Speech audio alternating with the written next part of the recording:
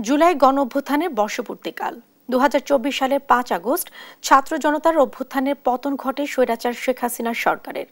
বর্ষপূর্তির দিনে জুলাই ঘোষণাপত্র প্রকাশ করবে সরকার। রাজধানীর মানিক মিয়া এভিনিউয়ে বিকেল ৫টায় আনুষ্ঠানিকভাবে জুলাই ঘোষণাপত্র পাঠ করা হবে। তবে সকাল থেকেই থাকবে নানা কর্মসূচি, সাংস্কৃতিক নানা পরিবেশনা থাকবে মূল মঞ্চে। এ উপলক্ষে চলছে শেষ মুহূর্তের প্রস্তুতি।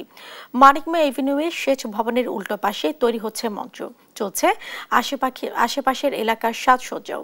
জোরদার করা হয়েছে নিরাপত্তা ব্যবস্থা। অনুষ্ঠান আয়োজনে থাকছে সংস্কৃতি বিষয়ক মন্ত্রণালয়, শিল্পকলা একাডেমি এবং জাতীয় সংসদ সচিবালয়। গণঅভ্যুত্থানের সব অংশীদারদের উপস্থিতিতে জাতির সামনে জুলাই ঘোষণাপত্র উপস্থাপন করা হবে।